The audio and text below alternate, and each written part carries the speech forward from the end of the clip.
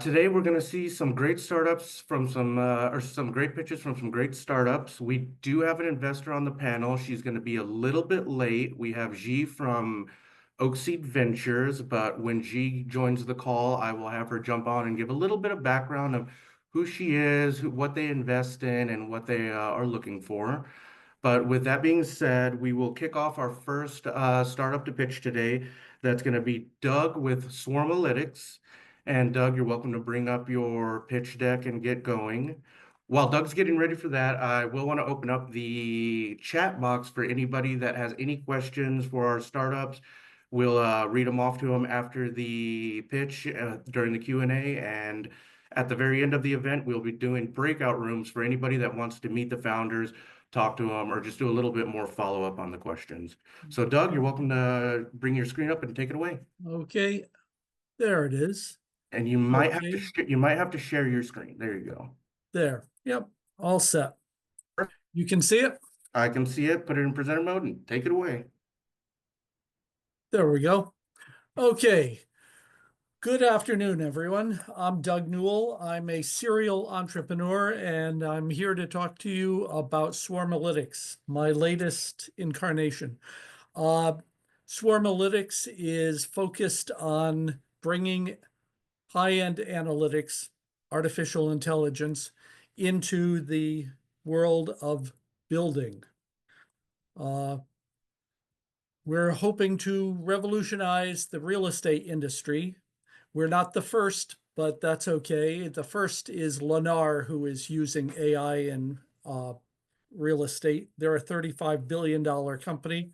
We'll let them break the ice and we'll follow after them. So we are going to democratize the access to artificial intelligence, aiming at the small and medium-sized construction firms. And we use that to do a number of things. There are huge numbers of things that we can apply it to, but optimizing pricing. Many home builders use cost plus, which is a terrible way to price a house. We can facilitate intelligent land management. Instead of having people knocking on doors of farmers asking if they want to sell their property, we have scored every piece of property in the United States using thousands of pieces of information in order to identify where the growth will come. The first step, and I see building a company like assembling parts of a puzzle. The first part and the most important part is the team. Again, I'm a 7-time serial entrepreneur, multiple successful exits, 40 years experience in data science, and I'm probably one of few that have 28 years of experience commercializing AI. I've assembled quite a cast here.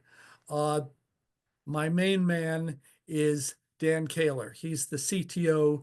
He has forgotten more about technology and data and things like that than I'll ever know. And he just does amazing things on a daily basis. Another key player, Doug Redding, is a fractional CFO. Doug's been my CFO in several other companies, and he's rock solid. I go to Dan when there's a tough decision to get his perspective. So the problem statement. Well, first, these small and medium-sized builders, and by the way, there are about 2,600 of them, they lack the tools needed to do data analysis. Some of the small ones operate out of a desktop as far as they're keeping their books and things like that. Second issue is there are 2,600 of them, and it means there are 2,600 little silos of data. Who bought those really nice chandeliers? What house are the chandeliers in? That's on someone's database. It's not publicly available, and yet that may be important in making decisions like pricing the house. Finally, this stuff is complicated. And the small and medium-sized builders simply don't have the resources to make the investment to bring in AI software, AI experts, piles of data. Artificial intelligence eats data for breakfast. So you've got to bring all that together, and the small businesses don't have that. So our solution is we are building a builders consortium. This will empower small and medium-sized builders to pool their data while maintaining their privacy. So their competitors won't be able to see what they're doing, but the data will still be in there, being digested by the artificial intelligence, and therefore um, going empowering the AI to help them make better decisions. Um, Again, our goal here is getting all the data together. From the 2,600, if we can pool half of their data, that would be a huge win and of enormous value putting that data together. And I'll speak to that in a moment. The roadmap in 2025, we hope to have 10 members. I think that I've got a good shot at that. I am the keynote speaker at a convention of these small and medium-sized builders. And that will be the Residential Builder Consortium. As we go out in years, not only do we grow members, but we grow consortiums too. There's no reason we couldn't have a property manager consortium and a commercial builder consortium and so forth. So we have products already in the field. Our revenues in 2024 were $623,000. That's coming from these green bars here. We predict for every house in the US its likelihood of converting to rental. What will the rental value be? What is the likelihood of the house being flipped? Will it be sold in 90 days and so forth? We've got a whole bunch of other products that are in the final stages of being packaged. For example, one called Land Discovery, again, where we have taken some 16,000 pieces of information about every property in the United States and poured it in and predicted which ones are going to be developed into a residential community, which ones are going to be developed into apartment buildings, and so forth.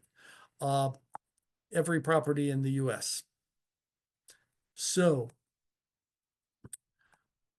this is a good sized market. Real estate in the US is $8 trillion. Residential real estate is 2.5 trillion, and our target market of these builders, the 2,600 builders, are about 117 billion. So there's lots of room for growth. Again, this is one of the pieces of the puzzle that you put together. You put together the team, and you put together the market, and you put together the problem you're going to solve. And the real estate market continues to grow. Sometimes little ups and downs, but it's pretty rock solid here in the US. So another part of the puzzle to put together, how do you protect your turf here? You have proprietary assets. We have a proprietary processing facility that is designed to do AI processing. We have a proprietary swarm intelligence. No one else is using swarm intelligence yet. We have our own software, and it works 20 times faster than the previous software, and we're delighted with it. But then the real gem is, this slide's out of date. It's not 12,000, it's now 16,000 variables on each property. As they say about real estate, location, location, location. We have calculated the location of every house to thousands of other things. What is the distance between my house and the nearest toxic waste dump? How about the nearest golf course, the nearest lake, and so forth. Besides proximity data, we have the history of the sales of the companies, the sales of the properties, and thousands of other pieces of information. But again, all of those are just things. They don't get turned into value without the team with the deep experience in AI and real estate. Every member of our team has at least 5 years experience in these areas. Somebody pointed out in a previous pitch that I left out how we make money. Kind of silly on my part. We are software as a service. When I say we predict which houses are going to flip in the United States, that's about 115 million scores that we calculate using all of that data, and we do it on a monthly basis, and it gets sold off to our distributor. We also just took on AI-based skip tracing. This is low, what's the right word? Low quality stuff. It's AI based, so it's differentiated, but it also is going to be 40% of our margin, and looking for more clients because it will help fund us. Again, from SaaS, we had about $600,000 worth of revenue. Targeted prospect universes. I'm at the Big Builders Convention in February out in Las Vegas, and we will be offering all the other exhibitors, several thousand of them, the idea of building a prospect universe for them, where we take in all the prospects, use our AI to score who is most likely to do business with you and who is most likely to generate significant revenues and so forth. So prospect universes is an easy piece of business for us. And then there are the consortium memberships that I've spoken about. So how do we expand the revenue streams? Well, once we have the consortium and all that data coming from all these builders, it's like having AC Nielsen. We can sell that data to others, the manufacturer of roofing materials.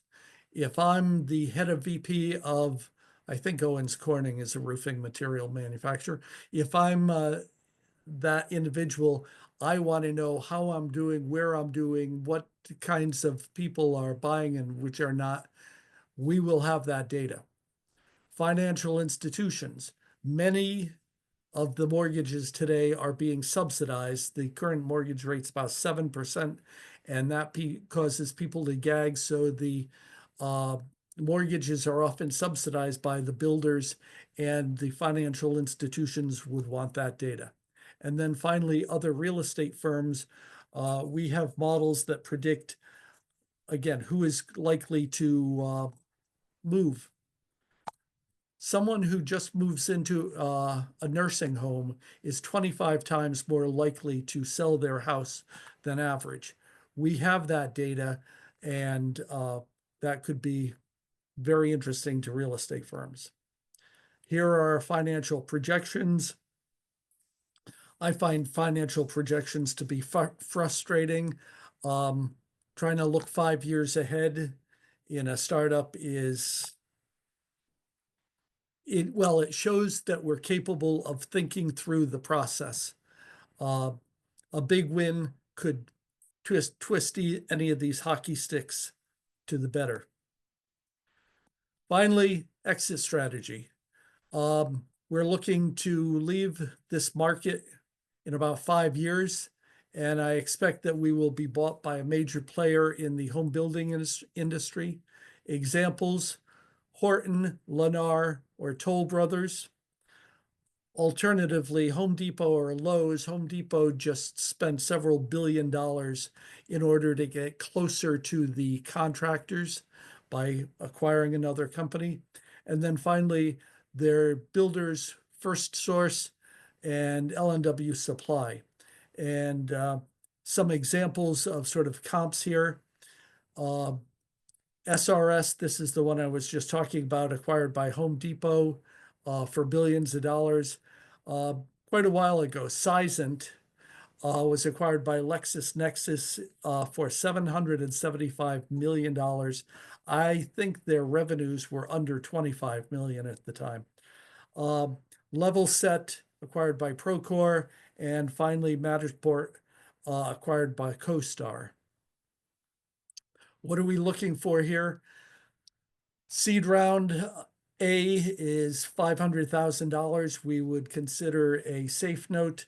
And seed round B, which will come 6 to 9 months later after we show what we can do and have a whole bunch of consortium members, will be 1.5 million. Thank you for your time. I will be in one of the reception areas after this, and I'll be happy to answer any of your questions now or there. Doug, thank you for that. That was a good presentation. Learned a lot. I do have a few questions for you. If anybody in the audience has any questions, please feel free to put them into the chat box.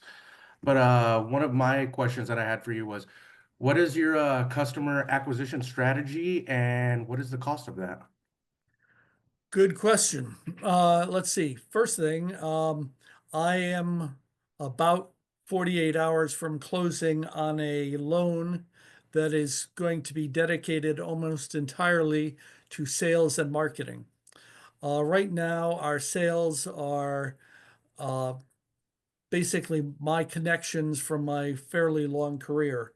That has gotten us, for example, into the insurance area, making a presentation. We have predicted, using all this data, the likelihood of catastrophic damage for every building in the United States. And we cook that down to whether it's going to be tidal flooding or river flooding or hail or whatever.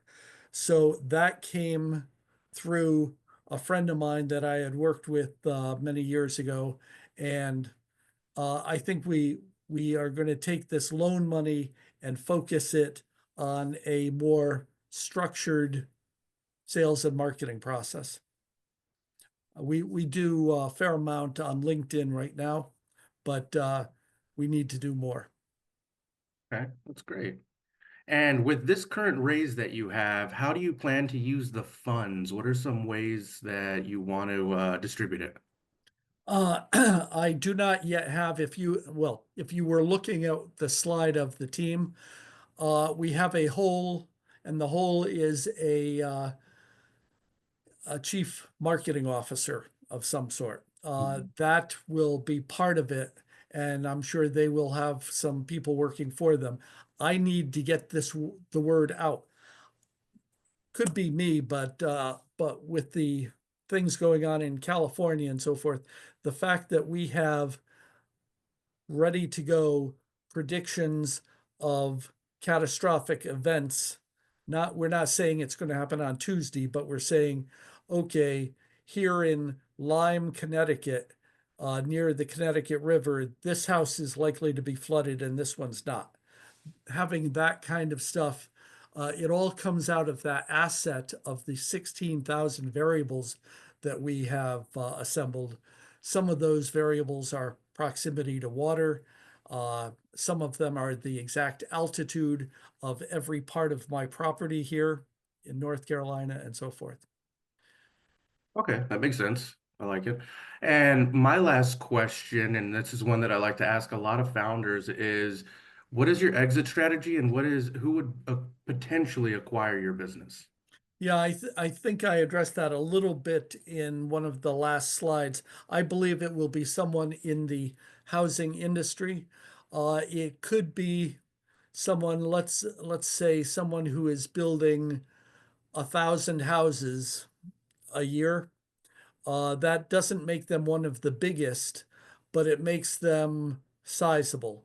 And maybe perhaps they are tired of hearing Lennar speak in every public outing about the Lennar engine, which is what they've named their AI capabilities. So maybe somebody wants to jump over Lennar and institute AI very quickly with a team with deep experience, they might choose to buy us. That makes sense. And I guess piggybacking off of that, I do have one more question. Any strategic partnerships that you see in the future or working on? Um, we have one with Procore, which is sizable outfit in the building area. We are pursuing others, and I mentioned the trade show. I'm actually at 3 or 4 trade shows so far scheduled. And I would imagine that we will develop some other bonds with suppliers and such coming out of those trade shows. And we do have one more, and this will be the last question. We have Sure. one coming in through the chat box. How are you different or better than Lennar? Oh, Lennar is primarily a builder, and Lennar has gone out and hired, I'm sure, some PhDs from very nice universities who have plugged in some standard AI software. Uh, Coming out of my deep experience at 26 years, I know that of the three, the processing, the software, and the data, the magic is in the data. The fact that we know, I won't get into it, but we know when someone's gone into a nursing home and therefore their house is going to go on the market, that is worth probably millions of dollars. So we have been spending most of our time compiling uh, weather data, satellite data, all sorts of things. It all goes in, and that's our biggest asset. Great, great. Well, Doug, thank you for that. That was a great presentation. Anybody, if you have any questions for Doug, want to follow up with them, we will do the breakout rooms after the event, and you can ask a little bit more detailed questions. Thank you. Up, Thank you all. thank you, Doug. Up next, we're gonna have Mike with Simple Lab. Hey Mike, there. thank you for Let me joining us. just pull up my screen. Make sure. Can everybody see my slides? Or Looks my good to me. slide? Okay, great. I can get started when you guys are ready. Go ahead, Um, take it away. so thanks everybody for your time today. I'm Mike Sloan. I'm the founder and CEO of a company called Simple Labs. We're based in Upper Napa Valley. We are the makers of a device called Cogni that's in the wine and spirit space. Before I get into why it's so important for this industry, a little about myself, why it was me that did this. I grew up outside Louisville, Kentucky, outside bourbon country. And when I was growing up, I knew a lot of distillers, a lot of distilleries. I knew the process, saw a lot of barrels as I was growing up, to say the least. As I moved out here, out west to California, same thing in wine. I met a lot of winemakers, knew the industry out here. And the common kind of things that are between a distiller and a winemaker are this, that they have a passion and a love for making the best possible products that they can. And there are challenges that they face right now and have been for quite a while that are very hard for them to overcome, to say the least. I come from a design background, so I was able to recognize pretty early that in the longest stage of the process, which is the barrel aging stage, there's very little to no tech at all. It's put it into a wooden barrel, house it away for a while, hope for the best. So I want to get into some of the challenges we've heard from wine and spirits people. Let me just flip my slide. So the first thing is about angel share in the bourbon and whiskey side of things. There are losses over $14 billion a year simply because of angel share. Angel share is a normal occurrence. It's expected in the aging process, but when it's excessive, what it means is that a lot of times there will be half of the barrel left after a 4-year period, which is a very bad thing because if that barrel happens to be picked for a premium product blindly, and we'll get into some of that process, you end up losing a lot of bottles that you could have had picking the barrel right to the left or the right of it. Spoilage is another one that's in the wine industry. The 1% of barrels get spoiled per year. That's the acceptable rate in the wine industry. And every time a barrel spoils in Napa Valley, it's $22,500 lost at a minimum, just the product inside. It's simply because of inefficient quality testing and lack of labor. Very small teams and cellars, not enough people to do thousands of barrels. Quality issues, they spend tens of millions of dollars on these kind of things to help try to relate it to their production, the maintenance, trying to keep up a great level of product. And they're losing on a lot of fronts because of these kind of challenges and a lot more. So we knew something better was needed, right? So that's where Cogni comes in. So Cogni is not just hardware, it is a device that gets installed into the barrel, but it's also a platform and it's data. So Cogni devices, there could be any number of these devices deployed. There's no labor involved in them aside from installation. But once it starts, and it's continuously monitoring every barrel that it's on. The platform got proprietary ML and AI algorithms to it. Those provide a lot of insights. They can provide alerts to tolerance levels that are out of range across any number of locations across the planet. The data is global, collected historical and comparative data. Now, this is the kind of data they have not actually ever had before. So this is going to be able to show them changes over seasons and over time, every day, what's happening to these barrels, how they're aging, how they're taking on different characteristics. Again, using algorithms, layering in weather, layering in other factors that are a part of what's happening to the health of that barrel over time. It's real-time visibility into wine and spirits aging, which again, like they've never had anything like this before. So these are some of the devices. These are basically just showing you that they get installed right into the barrel, and they're food grade materials. They're the same kind of materials, food grade steel, food grade silicon that they use today. Nothing unusual about what this is doing. They simply observe what's going on in the barrel. They don't have any interference with it. They don't have any interaction. There's no chemicals involved. And you can see on the top part, there's a removable battery, lasts multiple years, and is also part of the communication part of this system. The platform is extremely robust. It allows for any number of secure logins and profiles based on their permissions by their role. You can have any number of locations, like I said before, across the planet. You can see it over to the left. And the dashboard itself is really robust as far as providing insights. You can drill down to each individual device if you like, which is shown in the middle for a bourbon device, or you can go up into bigger groups of barrels or by rick house and understand behavioral things that are happening at a high level or at a very drilled down level. Data stream, as I had mentioned, this is going to become a massively valuable revenue stream for us going forward for sure. We know that without a doubt. This is marketable to a lot of different people who are going to love to have this data, including the wineries and the distilleries themselves on the business side. Our immediate addressable markets are pretty big. We're launching in bourbon and whiskey this year. It's nearly a $4 billion TAM for us.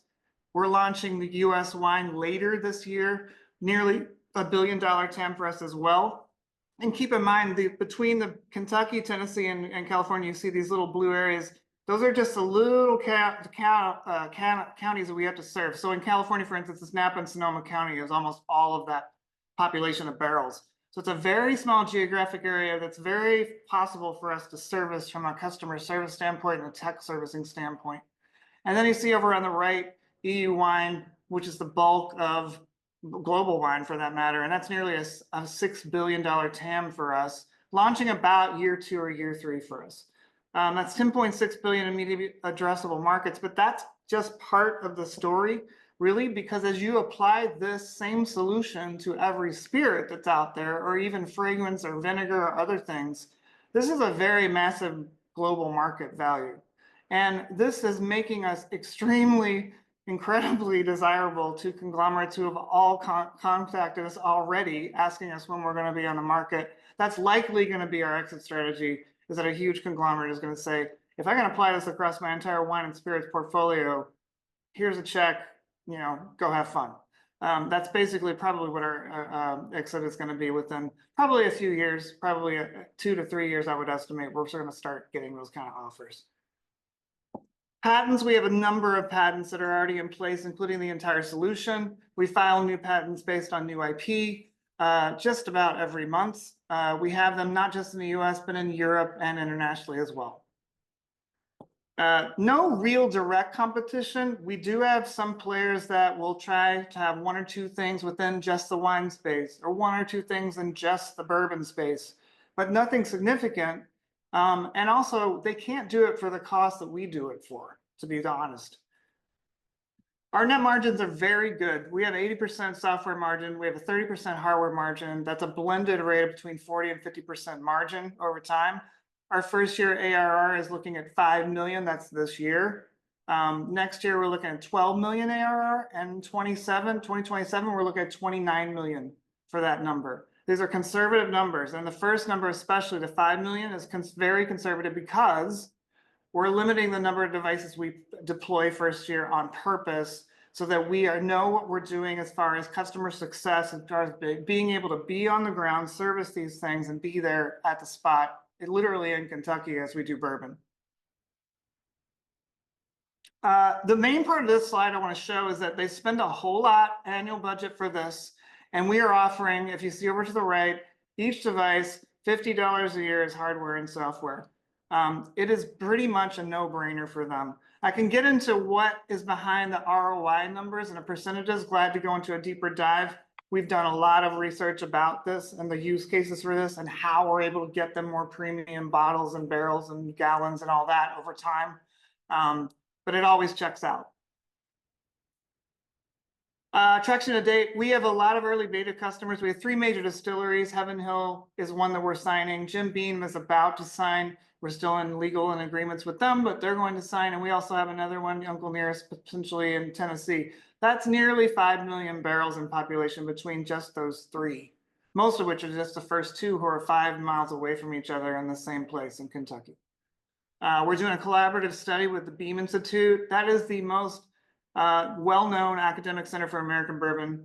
We're working with their professors on a collaborative study to understand and verify really that this is everything we're doing is great, it's accurate, it's good, it's safe. We are going to report those findings at the Beam conference. It's the largest bourbon conference in the US in March, middle of March. And just to be honest, we have a lot of high confidence there. These guys are going to convert to customers. And the reason why is because these things have been working in our lab and in our engineering facilities for over a year.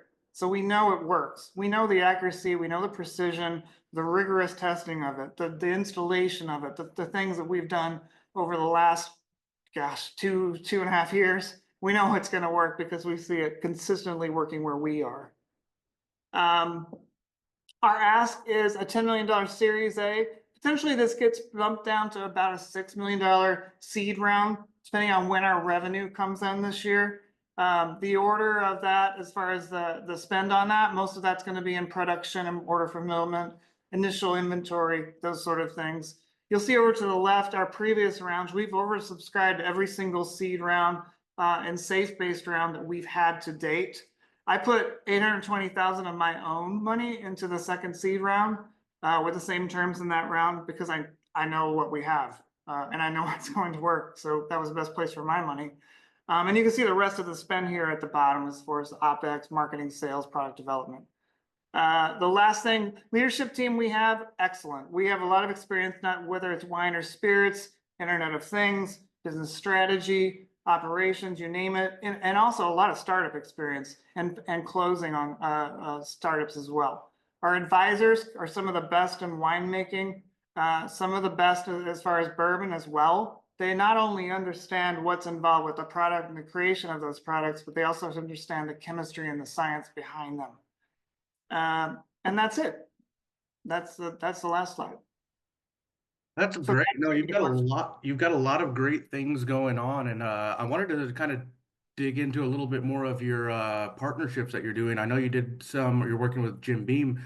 What would be a ideal partnership in the future? Who would you be targeting and why is that? Yeah. So one of the ones, the first one likely that we will have is Heaven Hill.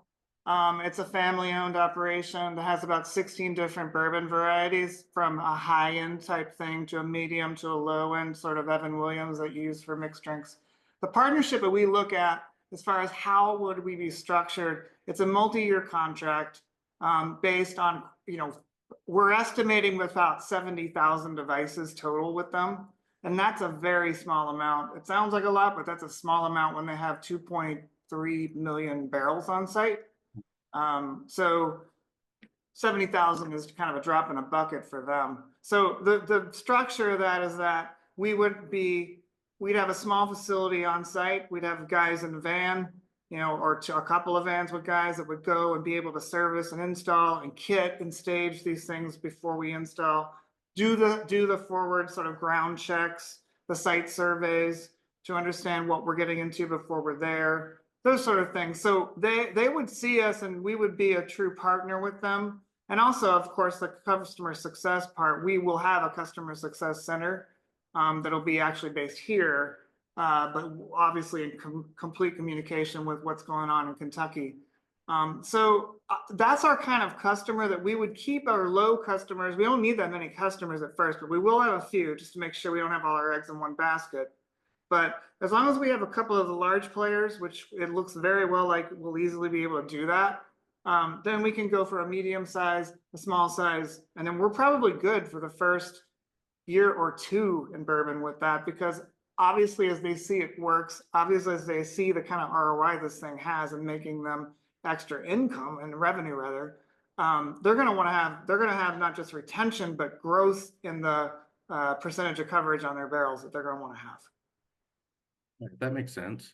I guess with that, I did want to also ask, have you encountered any significant challenges so far when building your business, and how'd you overcome them? I'm sure you well, there were a lot of challenges to actually making this. That's needless to say, because there's a high degree of sophistication involved inside these devices to make them work and actually be robust enough to work in a bourbon environment. Some of the challenges were the safety issues. So we're working directly with UL, for instance, to make sure this thing is a class 1 Div 1 device. So in other words, it can't spark, it can't cause a fire, it can't cause an explosion. So that involves a lot of engineering, a lot of layout of every single board, every single circuit. So as far as challenges, there's any number of challenges. But the thing is, though, especially on the bourbon side, there's no hesitation from them as to this needs to exist in the market. There's never been sort of this thing markets itself really almost, because we always come in and tell them what we got, tell them it's going to be UL approved. And that's kind of all they need to hear. And then they want to do a trial, and assuming they see that it works the same way we already are seeing it, they're on board. So, the challenges are more on how did we get this to work, and how did the safety standards and all the high degree of standards that we needed to have.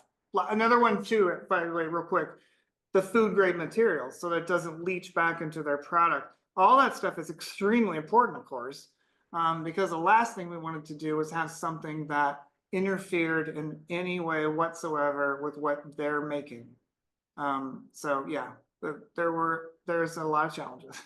Yeah, that makes sense. And I know food grade is definitely a very, very, very important part of doing something like this. So I see where your challenges are. For sure. We did have a question from the chat. Joe wanted to know, how are you going to market? By individual brands, locations, or the brand owners?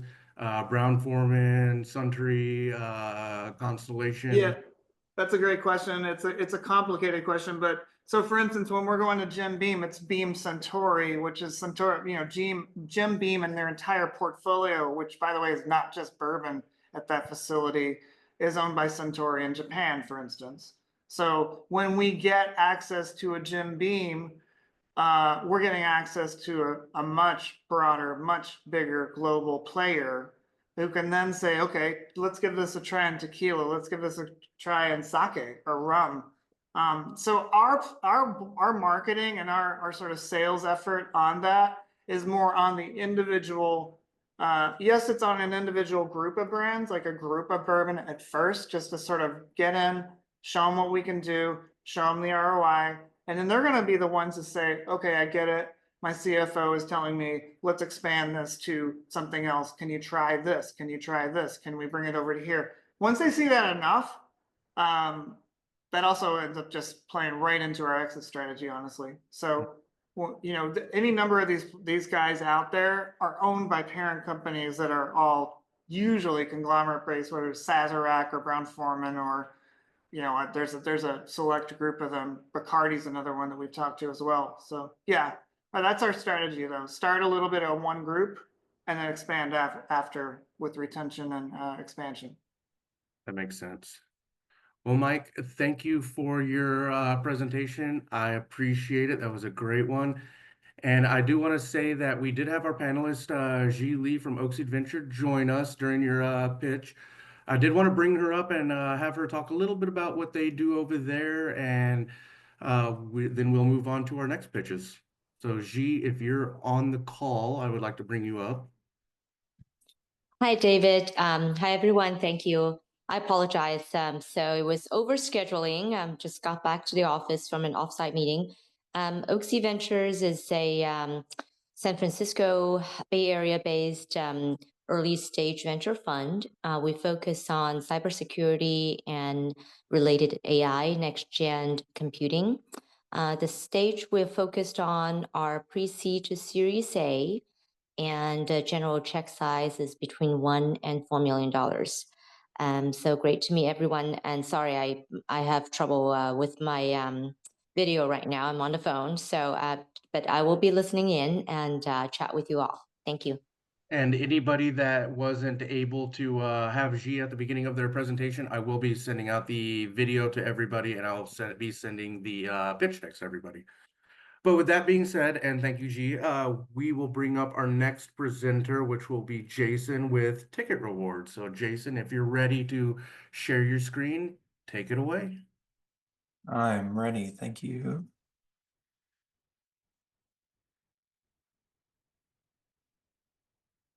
Okay, are we all set? All right, thanks everybody for having us join, and our team is here as well. We are Ticket Rewards. We're going to be talking about live entertainment as a service. First, I want to talk about that we are deeply rooted in live entertainment ticketing, working with the biggest brands in live entertainment, from Wicked, Andrea Bocelli, from whether you're a Yankees fan or a Boston Red Sox fan, doing everything from Cirque du Soleil to family events. We actually are a fully operational platform already, working in multiple industries. So our team has over 40 years experience in the live entertainment space. And number one thing is we're passionate about it. The biggest thing that we want to do is get more people out. And while we were building this business, we came across a very interesting thing that's happening in the marketplace. And we're going to give you one example, but this happens across a number of different industries. And this is directly from one of our partners we're working with. But we work with HBO Max, and they just came out with saying churn is the killer in their business. And it's something that they're focusing on. And we point this out is because we learned that there is an opportunity out in the marketplace to be leveraging live entertainment to help brands face the challenges of engaging, activating, acquiring, and retaining their customer base. And this is all dealing with marketing dollars that they're spending, but at the same time giving people memorable experiences that they can then associate back to their brands. And the interesting thing on live entertainment, which is one of the hottest markets post-pandemic, and people just wanting to do experiences, is that there's plenty of tickets available, and we have the know-how to actually do it from the full life cycle of tickets.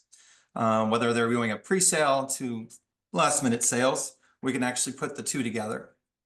Our solution within the marketplace is actually to use our technology and resources in a customizable redemption platform to seamlessly integrate live entertainment into loyalty programs. This enables brands to be able to give something that people want, and then something that they can share. It drives engagement, retention, and brand loyalty. And the other thing is on our side, because of our relationships we have over $500 million of consigned preferred priced inventory for shows from concerts, sporting events, Broadway shows, which we're very strong in. As I just talked about, is just live entertainment is a very, very big marketplace. The available TAM for it's over $100 billion. We do see that we can service this market quite well by reaching through brands themselves through the platform we have. We actually work with Fortune 500 companies, usually about 100,000 or more members in their group. Our current clients, it's good to know who we're already working with and having success stories with. We just had a great phone call today with United Mileage Plus, who is increasing the amount of business they're going to be doing with us. We just went through a pilot program with HBO Max, and we are going to be part of their loyalty program going forward. We work with travel brands. We're big in the newspaper space and media space. We can actually give localized content for them to leverage to keep people on board. The other thing is in the travel space and perk space, we're very strong. Toll Perks listed here is actually taking care of the North Dallas Transit Authority, trying to make people happy about paying tolls. And we do that with leveraging live entertainment for them. Our pipeline is quite large, and this is where we need the monies to help develop and go for. These are actually active negotiations that we're going for right now. The sales cycle for our product seems to be a little long because there is a large investment that they'll potentially make. And we'll talk about how we make our revenue and how we'll give it to them. But these are already ongoing negotiations with companies that are looking to work with us here in 2025, and then with 12-month projections behind them. Some of these are multi-million-dollar deals and us servicing them for the live entertainment. So what is live entertainment as a service? Well, we created a program of giving $25 a month per member per month as a program for reoccurring retention building loyalty. We also have the capabilities and know-how of leveraging over 30,000 events, movie tickets and theme parks tickets into this program, in which every time someone redeems it, we also make a little bit of money. We have the ability to also create deals behind those platforms as well, because we have the relationships in over 65 markets across the United States. We service customers, do full customer service and full ticket fulfillment. And I'll give you some ideas of some of the things we do. And we're doing just a ticket deal platform through Hearst and one of their partnerships of newspapers with San Francisco Chronicle. They started seeing that 50% of the people who were engaging in the product we were giving them were actually people they thought were going to unsubscribe from their product. So we are actually saving them a large amount of money for people who have actively signed up and then not going to turn out. We have the customizable ticket redemption platform. It's fully built. We're just adding to it with new products. And then we have our own inventory management system that we call Ivan, that actually allows us to actually tie into a number of different ticketing platforms, and then also follow up with reporting analytics to optimize the inventory opportunities that we have. All of this is currently operational and currently flowing. So how do we make money, and what products do we do? So what I mentioned about is that we do subscription service, in which people pay us either a flat fee for a large database of people, or they pay per member per month, down to 3 cents a member. It's an annual contract. The members will get $25 worth of credit. And the cool thing that we allow people to do is there's no minimum spend on our site. It's just a 2-ticket minimum buy, which is basically 99% of all ticket sales. So people actually sometimes can get a free ticket. And even though if they get a free ticket, we still actually make money on that redemption. It's great for our partners who are actually looking for more people to get more people into their theater. It also just helps in the idea of having a memory associated to another brand. We also curate deals for properties and media companies. This is typically just a ticket sale in which we're making a margin between 20 and 40% on. We also have an incentive program, our incentive card business, in which businesses are paying us $5 or less, depending on the volume, for $25 worth of value. Give you an idea on that, we're currently in negotiations with a gift card company or a gift card, in which you do buy $25 worth of a gift card, you'll get $25 worth of live event tickets. This is great for brands like that, because then they're not actually eating into or giving perceptual discounts on their products. They're actually just giving a great premium on top of it. And then actually this week happened, we actually have advertising opportunities because we actually reached tens of millions of people, and there's brands that want to work with us. We package a lot of stuff with restaurants, and we recently had a restaurant chain decide to spend some advertising dollars down that campaign we're doing. Here's our 5-year outlook. We did start in April of 2023. We saw significant growth over the past year, and this is mostly around the idea of us just selling tickets on a regional basis. At about the halfway through the year, we started looking into doing this live entertainment as a service, the subscription model. And so most of those new revenues are coming from this new product. Because we need to build for that, we're expecting to have some good new revenues coming in, but to build with the sales and marketing team to do so, we'll have a little loss in 2025 to build for reoccurring revenue that will be coming from this product. Every year so far, we see 100 to 300% year-over-year growth. And the good news is that the live entertainment as a service product has a very high margin. Basically 100% of that revenue is coming in outside of the cost of running the business. Here's our leadership team. All of us have been working in a startup environment or building a business inside of a business for years. The basis based off all of what we do is our expertise in the marketplace is we know live entertainment and we have the connections within and relationships for them. We actually are deal makers within the space, so we're already known within the space of actually getting people in the doors for theaters, on the field for sporting games, and helping them drive more sales for them. We're also already known for driving new activation and retention based off of the technology we've built. The technology is extremely scalable. It was built for that purpose. When we launched with HBO Max, to give you an idea, they sent out emails to over 10 million people, and we hardly saw a blip on our effects on traffic flow. Everything is customer centric. We can actually customize a platform down to the brand. So the full experience is down for that brand to have, or if they want to use ticket rewards, they can use ticket rewards as well. We've had numerous members of our team build from startup to scale to acquisition. And then our operational infrastructure is very strong. So here's our current opportunity. We're doing it $2 million safe, and we already have $320,000 committed with a valuation cap of $10 million. The use of this funds is really to get out in the marketplace, to be in conferences, to hire a sales staff and get the marketing out to all these big brands. The sales cycle is a little bit long. They tend to be about 3 to 6 months in the conversations that we have. And we need to get as many people into that pipeline as we go. We also be using these funds to add new products to our platform. And then as we scale, we'll need more people to operate the business.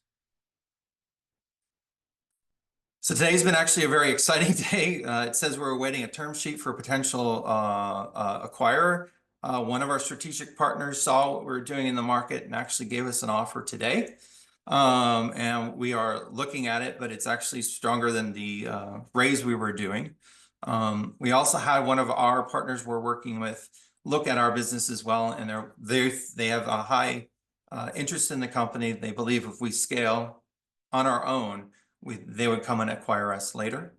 And then also in the ticketing space, we would be a prime target for numerous companies who do similar things in the employee space, or companies that are just looking to own a loyalty platform for their own. And that's what we have. And then I just wanted to give everybody an idea what some of the stuff looks like and how you can see it in the marketplace. Is that this is an HBO Max email. It basically takes you to our website, and then they can redeem $25 on any product on it. And then the San Francisco Chronicle, they pushed out these offers. These are their most opened emails that they send out because actually it's very localized and very strong offers that we give. And we are open for conversation. Jason, well, thank you for that presentation. That was great. If anybody has any questions for him, please put it in the chat box. The one that I want to start with is, Can you elaborate a little bit more on your team on what would make them unique to qualify this business plan for execution? Sure. So we're actually already executing upon it. Myself, I'm your creative source of coming up and having the relationships with all of these different venues, as well as Paul on our team, who's had 12 or 20 years experience. He also helped launch Broadway.com, has worked with NewYork.com, and was someone working in acquisitions in companies for a company called Entertainment Benefits Group. So we're leveraging our full knowledge in that space. Cole has actually been someone who's started up companies before and gone through 2 acquisitions for former companies that he's been with. And we actually balance each other quite well based off of our creative, operational opportunities and sales approach. Okay. I also wanted to know, I know you had talked about your partnerships and all of that. Is there any other ones that you're going after? Any ones that excite you? I know you're very excited about the getting acquired, but is there anything else you're looking Well, it's exciting to get, this is just validation of our business model is what it is. And that's very big, but I mean, we're currently in big conversations with Lyft to be basically their loyalty platform. They have over 45 million different transactions a month. If we're able to help them just change that number by 1% for their share, that's a very, very big number. So them investing in us can potentially help them not only with activation and engagement for their customer base, but also we can actually give rewards to their drivers, which they have numerous as well. We're very, very excited about some healthcare partners that we have coming down the pipeline, because the good thing about live entertainment is actually if you go to an event, you're more likely having a more healthier lifestyle because you're happy. It's been proven through studies through Live Nation and several others that getting in and around people, as well as having something that will give you a memory, is something that's going to make you healthier. Great. Yeah, no, absolutely. I love attending events. Mm-hmm. I wanted to open it up. G, do you have any questions or comments for Jason on his deal? All right, Jason, thank you so much for your presentation. So I have to confess that I love watching shows. And I would love to learn more about, obviously, there are different kinds of, be it discount ticketing and so on. But I understand that you have a slightly different model. Tell me where you see your strengths are vis-a-vis these other competitors. Well, sure. So first, we work directly with the presenters, the promoters, the sports teams, the theaters and venues themselves directly. So we have access to tickets that most people don't have. As an example, we work with Andre Bocelli, who gives us an allocation of tickets before they're on sale. And then we leverage those tickets to go down and give opportunities to people or brands in which I love someone's got live entertainment in the background. That's great. Leverage that to reach their database, and then they have people saying thank you to Celebrity Cruises.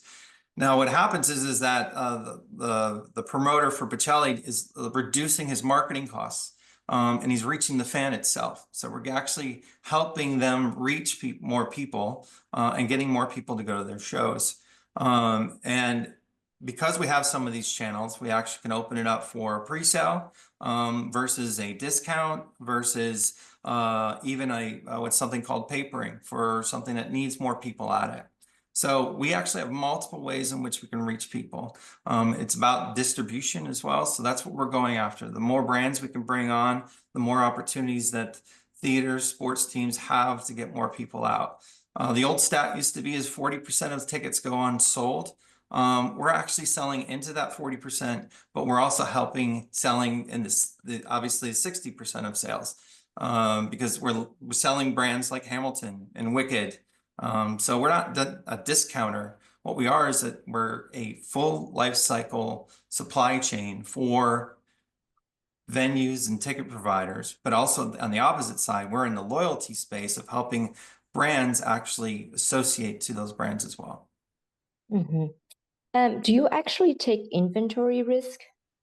So most of it is consigned. If there's any time we do take any risk, it's because the show is sold out, and we know that we can move the tickets. So no, we actually, for the most part, our business is not taking on inventory risk. And if you could go back to the slide that shows your revenue growth projection. Sure. Okay. Yeah. So obviously so 24, you more than triple, you quadruple your 23 sales. And 25, you also forecast 50%, a little over 50% revenue growth. At the same time, the costs are ramping up pretty fast as well. So I understand that you need to do marketing and so forth. But how do you, what do you anticipate in terms of the growth will come from, and how do you drive that growth? Sure. So the biggest thing is that part of it will be developing more products onto our platform. And the bigger thing is us getting out into the sales environment for both conferences, marketing opportunities. Currently, everything's been leveraged by us as a very scrappy team of people we've known, or just the hard work of reaching out through LinkedIn and other areas. We've been underutilizing opportunities because we were being so scrappy. And we really want to leverage our opportunities to develop the staff in full. Once we do a pitch to a brand, they get it. Then they have to find out how they can fit it into their budget. So we're expecting that it's going to take a little longer for us to get people on board, but once they are on board, it will grow exponentially over time. To give you an idea, we've been talking to Lyft for, I think, 5 months now, and they expressed that once they saw it, that they were going to put it in their budget for 2025. That launch time isn't till probably June of this coming year. So it's from the time it starts to the time it finishes is a little bit long. We've had brands that sign up with us within a month, but it's about actually getting more than that. So we just did a test with United Airlines back in 2024. They are on board for doing 2025 with us, and one strategy we're going to use is going after more opportunities with United. But obviously now we can show what we're doing with United to actually a bunch of others. And what we found is that if you go to utilize points somewhere, you're disappointed as a consumer because there isn't much to pick, or it looks like it's just a sponsorship opportunity. Essentially what our product does is it helps facilitates the 99% of consumers versus the 1% of consumers. So we just need to get out as much as possible to in front of brands to be able to get them to look at the new ways that we can leverage live entertainment, because it's not being leveraged very well right now. That makes sense. Yeah. Jason, thank you for that. I appreciate the presentation. If anybody has any follow-up questions, we will have the breakout session after the event. We have one more startup pitching for us today, and we are going to have Gil with SleepScore come up and share his presentation. So Gil, whenever you're ready, you're welcome to bring it up. Yes, hello everyone. First, if I had to be there earlier, apologies, there was some mismatch in communication. I had the invite for today, and then I was told we're not on the schedule today. So I'm popping up a bit later. Apologies about that. Let me share my screen. Give me a second.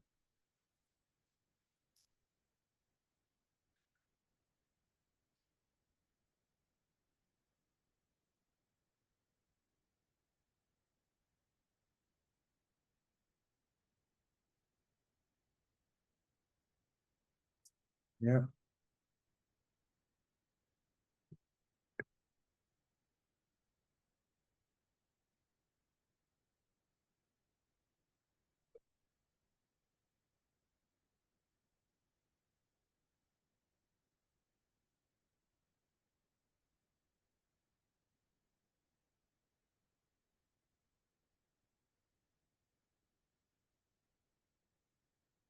All right, we see it. Take it away.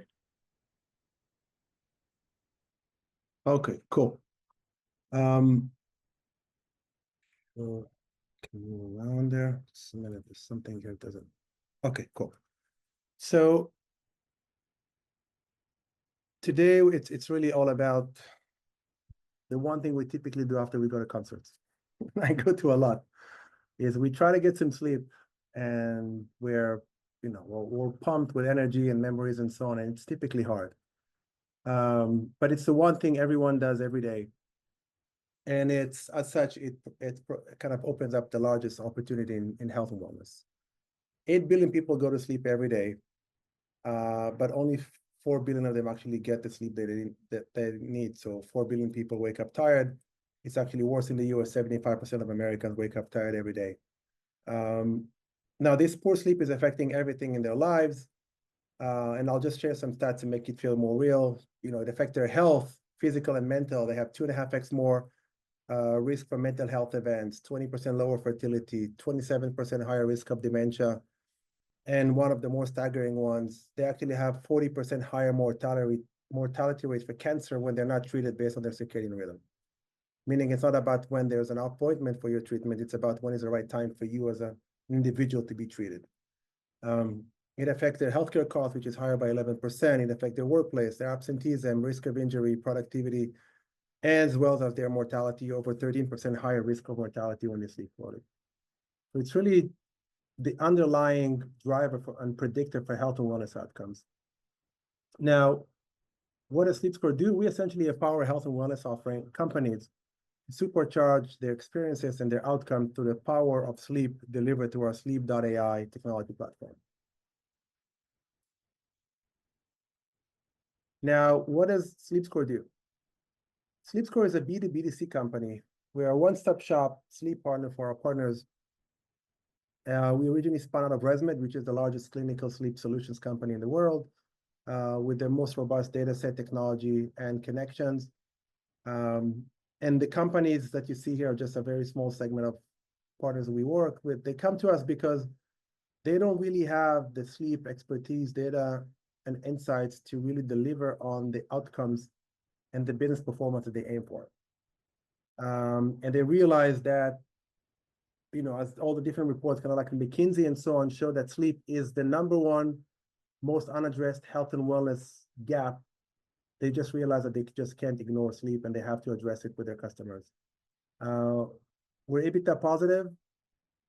As of last quarter, we were at a 5.5 million run rate, mostly recurring from these partnerships, and we expect to finish the year double the run rate. Now, this way. Now, so sleep.ai is really at the heart of everything that we do. We're not just kind of jumping the AI train recently. We actually bought the sleep.ai domain and name over 6 years ago and have been working on this platform since. And what makes sleep.ai unique is really about what we do with the data. It's, we've collected over, it says 570, it's actually over 630, just in the past month since the last pitch, over 630 million hours of sleep data from over 500 different devices. This data is being used today to not only inform people and partners on how their audience sleep, but also help them contextualize how sleep is impacting their customers' behaviors and how these behaviors are impacting the outcomes that those customers get, as well as the business in terms of how much do they engage, how long are they retained, the outcomes that they get, and so on. Now, next is really the insights. And the insights is really all about making sure that we have a robust set of data points that we can then predict the missing data points, normalize it versus the gold standard, so we don't care if the data came from a wearable we've never heard of and we don't think the accuracy is good enough, and really deliver very unique insights. The same technologies has been used to date in over 235 scientific studies, in over 61 publications. Actually, now it's 62 because we were accepted for a major journal publication that's going to happen sometime soon. And it's really about, again, informing the businesses and the people how sleep is impacted by behaviors, environment, age, gender, and really inform how they manage their lifestyle and how they manage their sleep. But at the end of the day, data and insights are means to an end. It's really all about the outcomes. And Sleep.ai platform is scientifically proven through a randomized control trial to deliver positive sleep outcomes. And we've done a randomized control trial in Germany, which has proven that we can deliver sustainable outcomes that are statistically significant. And that trial in Germany essentially enabled us to become the world's first and still only sleep technology platform to be reimbursed by a government for tens of millions of people, 74 million lives in Germany, without the need for a doctor's prescription.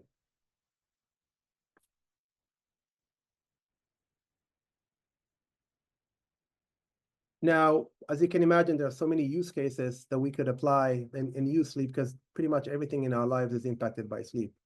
Think about health and wellness apps. At the end of the day, even thinking beyond sleep disorders, diabetes, all the chronic conditions you can think of. I'll give you the example of GLP-1 today, right?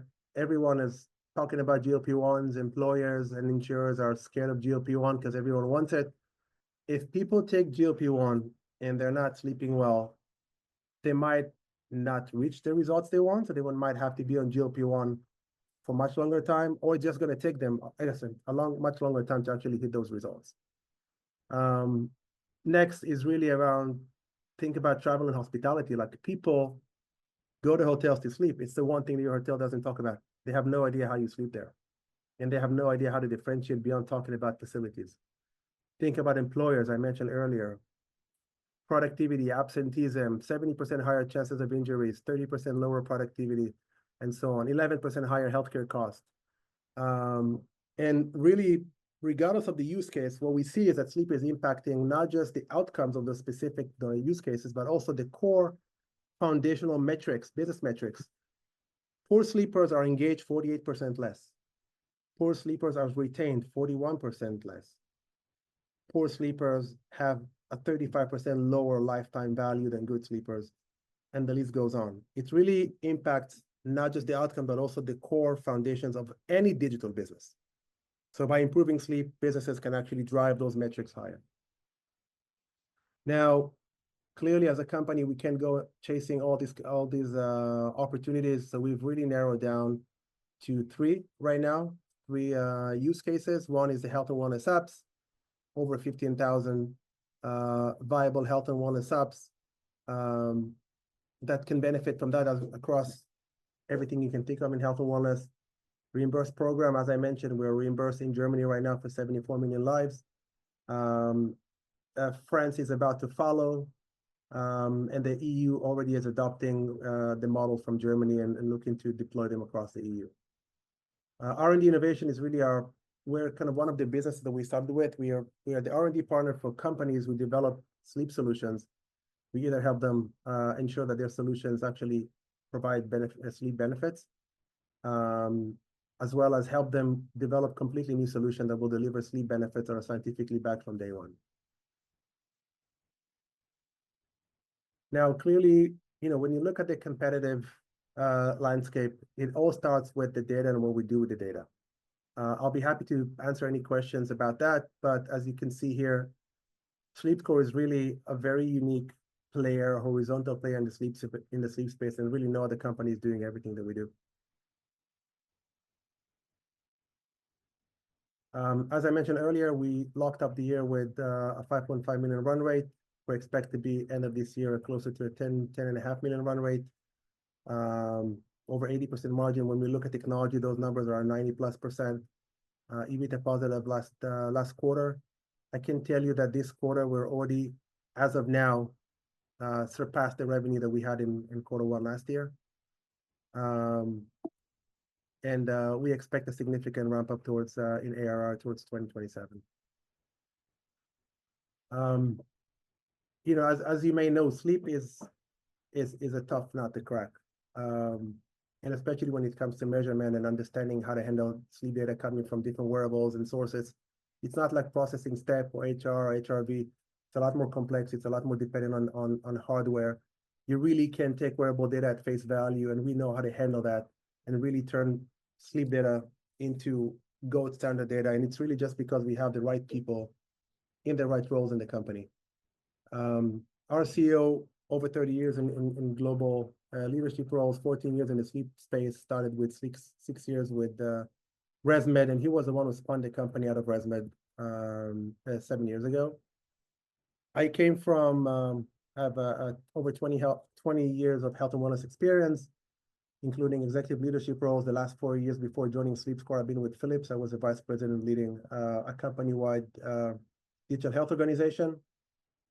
And before that, spent 4 years with Samsung in Korea, creating a new, in the chairman's office, and then creating a new IoT business unit that was focused initially on healthcare use cases.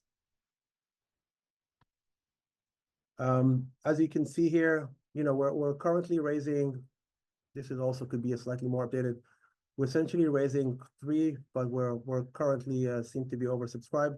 So really looking for smart money to come and support the business. Clearly, the focus for us is really going to be on sales and marketing and keeping some money as far apart to be able to respond to opportunities. The multiples in this space are significant. If you just look at what ResMed did with Brightree, I think it was close to like 30x. Resident, which was last year acquired by Ashley's and Signify Health. So we believe the opportunity is significant. We already have 2 potential acquirers on the table, Mattress Firm, which is an investor, and ResMed, which is an investor, and the mother company. And we also have another partner that's going to invest this month. Our partners love working close with us and investing with us because they see the opportunity and yeah, this is us. I'm sorry, didn't think today was happening. We're happy to, I'm happy to answer any questions and looking for partners who really want to work with us and investors who really want to change the world through better sleep. Thank you. Bill, thank you for that. We do have a question that came in through the chat. It's from Pamela. Is your focus to provide solutions or collecting data? Great question. So you can provide solutions without collecting data. Data collection, anyone can collect data. Like anyone can go and say, I'm integrating with Fitbit, I'm integrating with Apple HealthKit. You can do that today, right? It's a hassle, but you can do it. But what happens when you look at the sleep data coming from these sources, you will find that certain wearables give you full staging data, some give you partial staging data, some give you no staging data, some give you just total sleep time, some only give you time in bed. Apple was, until the last release, was tracking time in bed. So even if you collect all this data, you never have the same data points for all your customers. So how do you actually create a consistent experience leveraging this data in a consistent way? Plus, all these data sources have accuracies all over the place. So what we do, we collect it, we structure it, and then we essentially predict the missing data, because we can do it because we have 120 million hours of overlapping data between our gold standard that is significantly published versus PSG and wearables. So we can predict missing data from wearables very accurately. And then we normalize that data from the wearables versus the PSG, which is the gold standard in sleep. So wherever your data comes from, you don't have to worry about the source. You don't have to worry about missing data. You don't have to worry about the accuracy. We know how to make it gold standard data. But then the data is just there to inform, to give you the picture. Data is the what. The next question is, so what? And that's the insights. What do we know? What do we learn from the data? And the next question is, now what? And that's, so what do we do? It's the coaching. It's the guidance to actually help people improve their sleep. So we're empowering our partners to collect the data in a trusted and credible way. They don't have to worry that it's noisy and missing.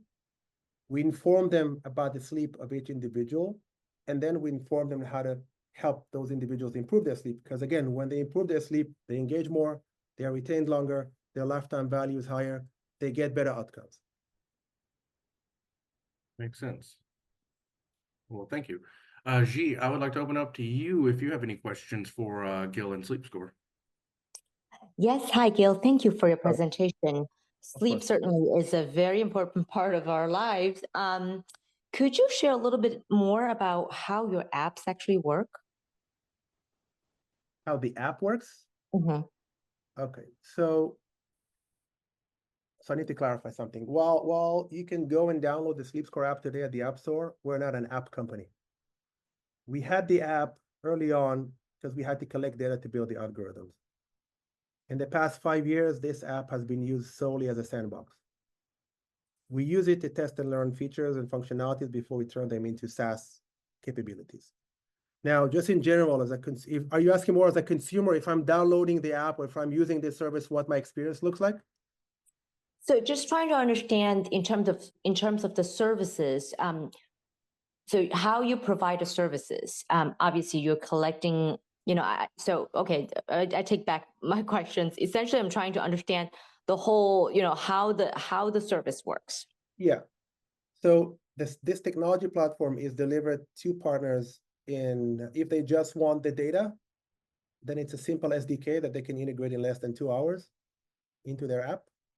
And then they have a continuous data flow of data that has gone through collection, harmonization, prediction, and normalization. So they can trust this data as it came from a very credible source.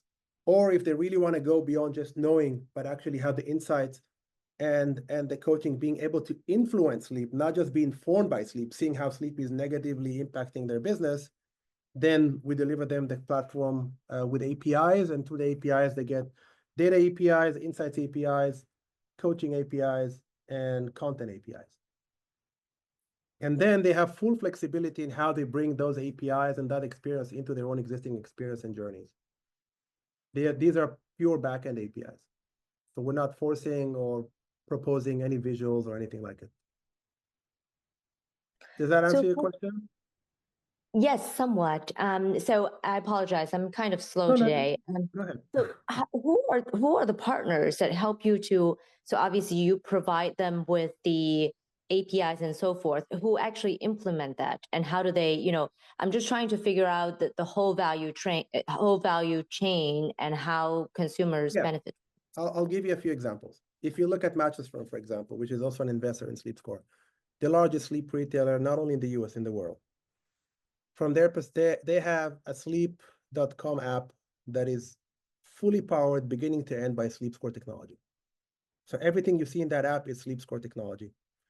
They use this app to acquire new customers, retain existing customers, engage, provide content, help them improve their sleep, and really deliver value beyond just selling a piece of foam and hoping that people get a good night's sleep. It helps people inform how they slept before and after. It helps them get additional coaching. And it also helps them eventually drive other business metrics, which I can detail at this point, but just overall, think about lower returns, higher retention, people come back more faster repurchase cycles, and so on. Think about someone that is not here. It was just launched, a company called Green Key Health. It's a new value-based company in the US that's leading into value-based care through sleep. They essentially, all their platform, all their solution that is currently being sold to very large insurers is powered by SleepScore, except for 2 screens, which are unique to them. So the entire value-based service, which goes to everyone, every insured person will get that service, that app, to track their sleep, understand their sleep, and improve their sleep. And if they're screened for sleep disorders, they're going to go into care pathways. All this thing is powered by SleepScore. So value-based care example. Another example is we have right now, companies like Therabody, for example. We're using the same technology to work with Therabody on innovation projects. New solutions that don't exist today. Same with IFF, the largest fragrance company, flavors and fragrances company in the world, owned by DuPont today. That technology is deeply integrated into their R&D, helping them to accelerate development and of fragrances that are scientifically proven to improve sleep. Those fragrances are then sold to L'Oreal, Estée Lauder, P&G, Reckitt Benckiser, and so on. I could go on and give you other examples, but these are just a few examples. I can tell you that our pipeline is packed with the largest fitness companies you can think of, women's health company, mental health companies, and so on.